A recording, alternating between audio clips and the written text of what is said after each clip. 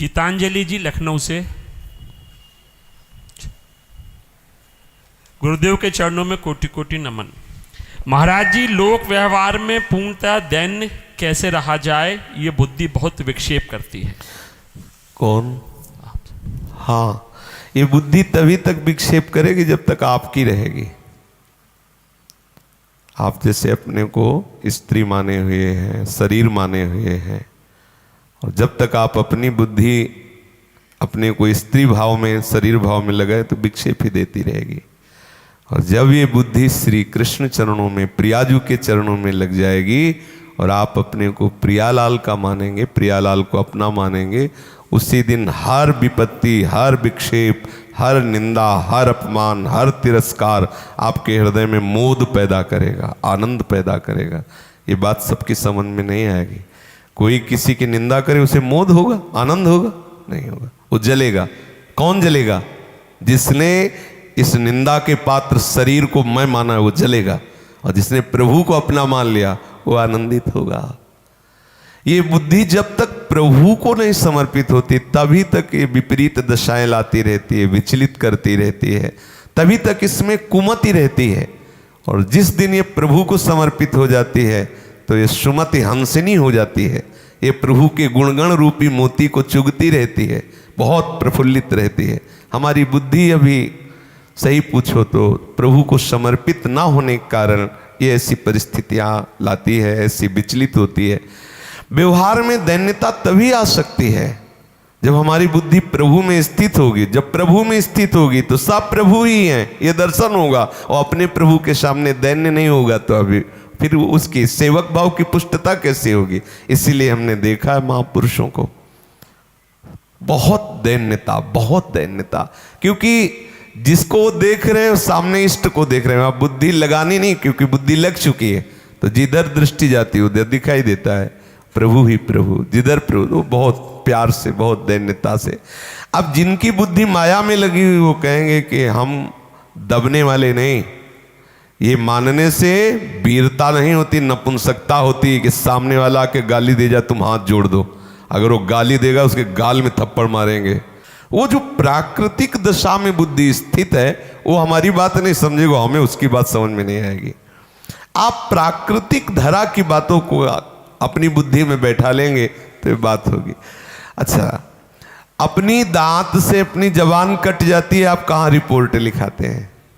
अपने हाथ से अपने चोट लग जाती है, आप किसको रिपोर्ट? बोले वो तो मेरा हाथ है ना, तो ये मेरापन इतने में क्यों रखा?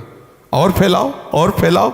उदार चरितानाम वसुधैव कुटुंबकम, संपूर्ण संसार मेरा हो गया। अब अपने हाथ से ऐसे मारा जाए तो क्या होगा? अच्छा, छोटा सा अपना बच्चा होता है, ऐसे दाढ़ी पकड़ के और घसीटता है, पापा कह के ऐसे थप्पड़ मारता है तो उसको सुख मिलता है।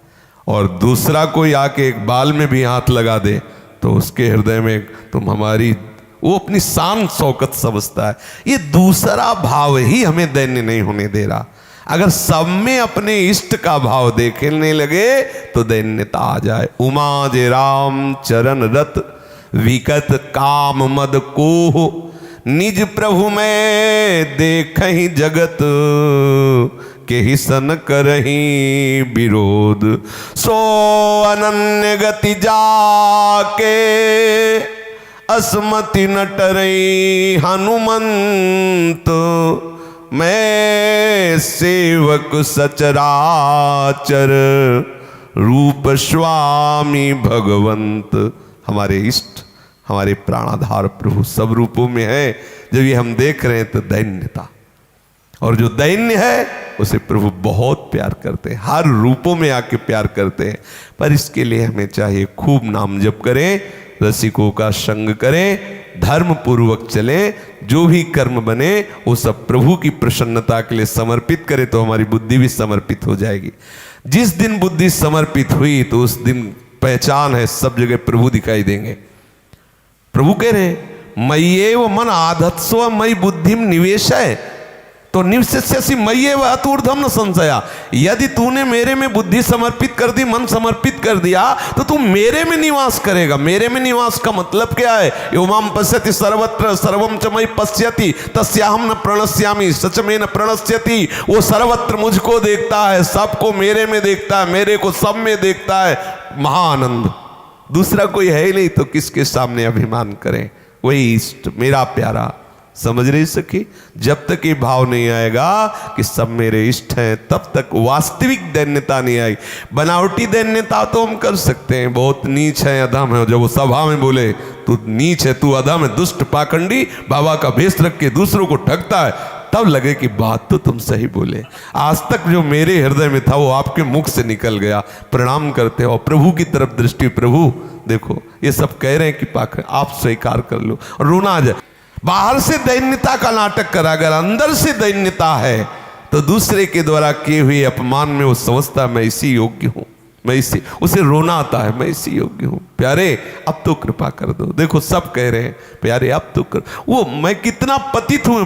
देखो अभी तक तो कोई गवाही नहीं था, प्रमाण हो गया। ये सब लोग कह रहे हैं कि ये पतित है, नीच है।